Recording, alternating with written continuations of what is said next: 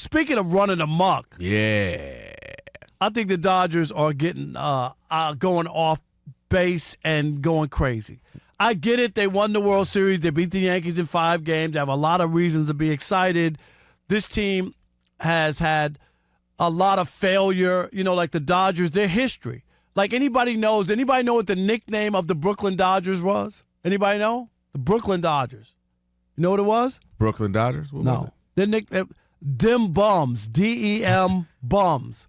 Because they always lost to the Yankees or in the postseason. No, really, that was their nickname. And then the paper, you Google it, Dem Bums were the Brooklyn Dodgers because Dem Bums lost again. D-E-M Bums. Is that why they came to L.A.? Well, because they wanted to build a new Dodger Stadium in Queens. That was part of it. But you get my point, is that they've had a history of losing, so they win this World Series. Wait, hold on. Did you just tie in the Brooklyn Dodgers, them bums, with the current 2024 champs? Yeah, no, I'm talking about the history of the organization, like winning 11 of 12 division titles and only winning 1 up until this year to make it 2. And my point is, there have been more years where last year they lost to the Arizona Diamondbacks, never led in that series. The year before that, they lost to the Padres. And in 2019, they were up 2-0 to the Nationals. They lost the next 3 games and lost that series. That was a year people thought they were going to go. I'm just giving you, like, they've had a lot of, success, but then they always wind up losing in the postseason.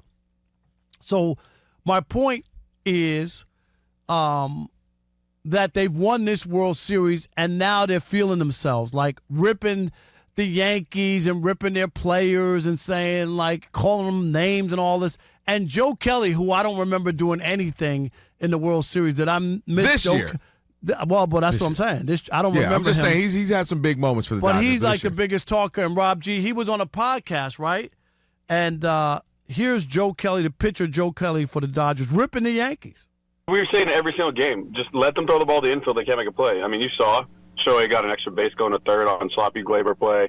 It's well known. We all knew. I mean, we're the Dodgers. We know every little detail.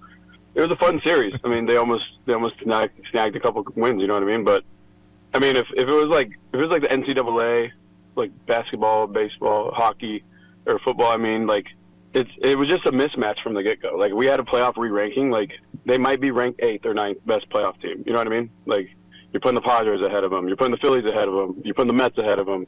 You're putting the Braves ahead of them, and the Braves just got unlucky because they had to play that doubleheader. You're putting, I mean, the Guardians played like crap, but the Guardians played better baseball around. Like, it was just a complete mismatch, and it was kind of the same feeling from 2018 when we had to go play the Dodgers. Like, the Red Sox were just a way better team. So all we knew is that we just had to play regular Dodger baseball. We didn't have to play out of our butts. We didn't have to do anything crazy, and we were going to win the World Series. It's facts. Like, just look at the team, look at the talent. Re-rank the teams, and they're ranked 8th, and they played against the number 1 seed. So, but like I said, everyone knew. We go through numerous scouting reports, videos. Like, hey, look at this is sloppy play. Like, I mean, we pay attention to every single detail. You know, we have a lot of big superstars in our clubhouse, but the superstars also care and aren't lazy and play hard. So that's the difference and the biggest separator. Brett. Shots fired. You know what I love about it? Because this is what we want in our sports. Mind you, we kept calling this a rivalry, but they hadn't played each other since 1981. So this is how rivalries are brewed, right? This is how not rivalries because it was happening in 1910. No, rivalry right now because they ain't played each other in the World Series since 1981. So now, if it were to happen again next year, or maybe, it takes another year or two, but it starts to brew up, this is how it happens. So I love it. Now, going back to your point about them struggling a little bit, this is why they are talking big smack and having fun and talking about Fat Joe, because people have downed them for winning. People have downed them for getting close. People have downed them for making it to the World Series a couple of times before they won it and losing. And we all know what happened with the the Astros.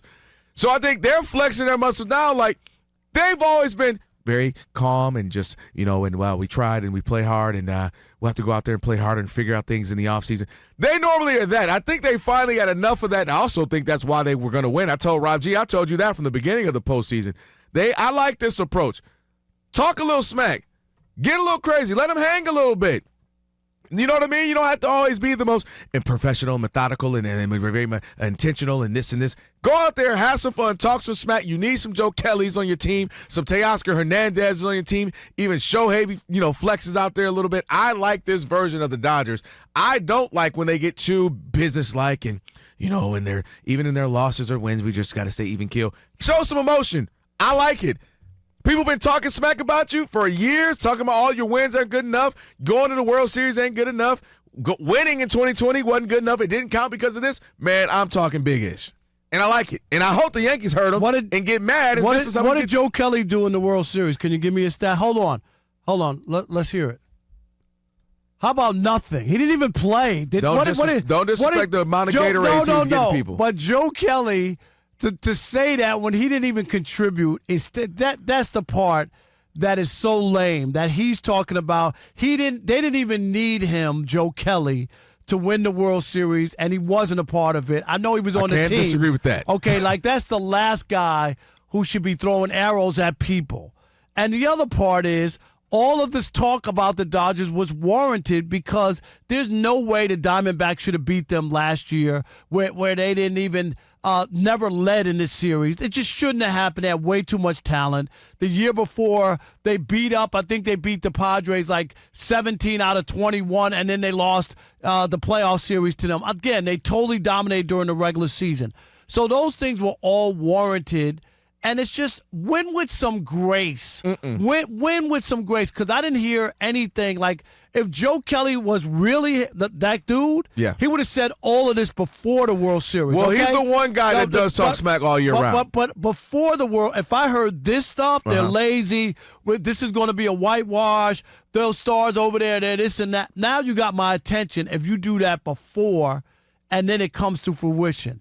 Anybody can be after the fact talking smack after it's all over. I don't respect it. I think it's lame on Joe Kelly. Joe Kelly, to his credit, and Rob G, I mean, you guys know this. They got T-shirts made of him making the face, doing all this, and he's always into something. He's got one plenty of the few. Time. He's not pitching. He's one of the few players on the team who does that, who participates in the smack talking and talking trash, and he's there for all the smoke. And I like that because you cannot have a team without a few guys like that. Somebody got to get in your own teammates' ear. Be like, hey man, come on, you know who you are. We better than them. Them boys suck. Let's go.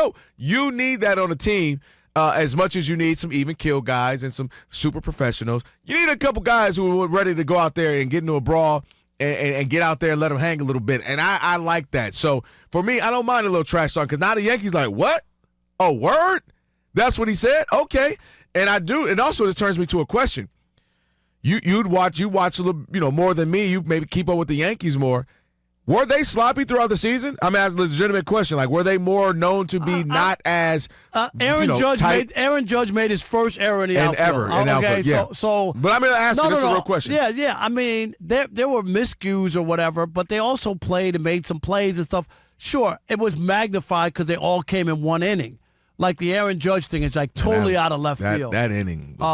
Which is crazy. Man, the documentary on that inning. Yeah, right. It's coming for sure. But let me give you. I just wanted to give you that Anybody thing disrespect about Joe Kelly again. No, about Dim Bums. Okay. Yeah. Dim Bums was an informal nickname for the Brooklyn Dodgers baseball team from 1937 to 1957. The nickname came from a cartoon by sports cartoonist Willard Mullen that depicted circus clown as a hobo named Weary Willie, and the cartoon response to a cab driver's comment to Mullins about how the Dodgers were doing, and he said, "Dim bums are bums," and that was because they always wind up losing in the postseason. Well, they ain't them bums no more. No. But the idea and the idea of trashing the Yankees after the fact by Joe, I just think it's tasteless.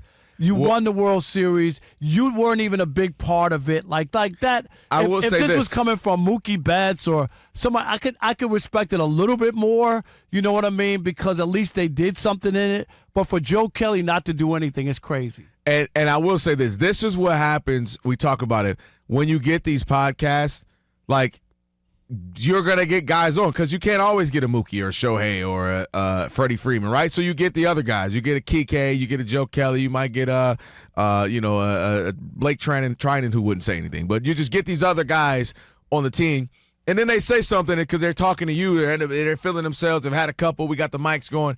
And then it gets out there, right? It starts to spread, and now you got Rob Parker and Kelvin Washington having a conversation about it as well. But, yeah, I don't mind it a little bit. I like a little trash talking in my sports.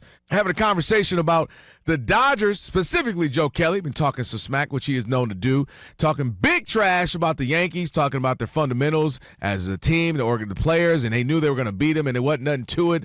They were outclassed playing the Dodgers. You like him talking smack? You say it's the classless thing, win with some class? What do you say? 877-99 on Fox. Who we got? All right, Vic in Los Angeles. You're on the Odd Couple of Fox Sports Radio. What's up, Vic? Hey, what's up, Kelvin? Hey, Rob. How are you? You know what? You know, Rob, you're probably the only one, the reporter that has zero objectivity. It's you and Skip. You know damn well that the whole baseball world is known the Yankees are horrible base runners, and no one thinks of defense when they think of him. I almost threw up when I seen Judge catch that ball against the wall because that's nothing I expected. What are you talking about? He's only made one error in his life in the outfield. Stop. You can't use Judge as a reason. Come on, Vic. Vic, we just gave you facts, not feelings. I get that you're a Dodger fan, Vic. No, be quiet. Stop it. Stop. No. Hey. Okay. I'm trying to tell you, you can't use Judge as a reason because the guy doesn't miss balls in the outfield. If you want to go and talk about other things, but to say Judge, who had never made an outfield error until then, come on, man. That's you just being a fanboy. It's okay. The base running, though, because Stanton, we got to work on that. What in No, they had to send him with 2 outs. I know, but, man, you get one where he need to call Usain Bolt and work on his getting out the blocks a little bit. Something. I ain't saying you got to be Ichiro with the speed, but come on now. Charlie in Florida, you're on the Odd Couple Fox Sports Radio. What's up, Charlie?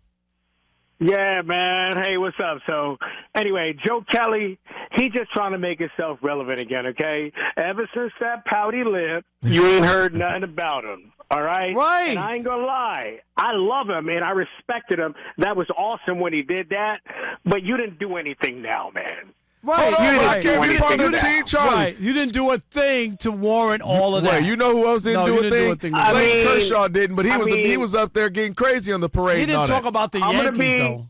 I'm gonna be 100 with you. I'm a Yankee fan, okay? Okay. But I'm gonna be 100 with you. The only person on the team that has any right to be talking any smack is Freddie friggin' Freeman, okay? Because he didn't need anybody, and it's sad for me to say that, but he beat the Yankees by himself. Right, because Ohtani didn't do anything when you look at the numbers. Ohtani didn't do nothing, but he's got a torn labrum, and you got to give him something for stepping in the game with a torn labrum. Oh, yeah, to stay in, because I was saying at the time I thought he should have at least taken a one game off. Mookie can talk some smack. Kike Hernandez can talk some smack. That's not even Mookie's.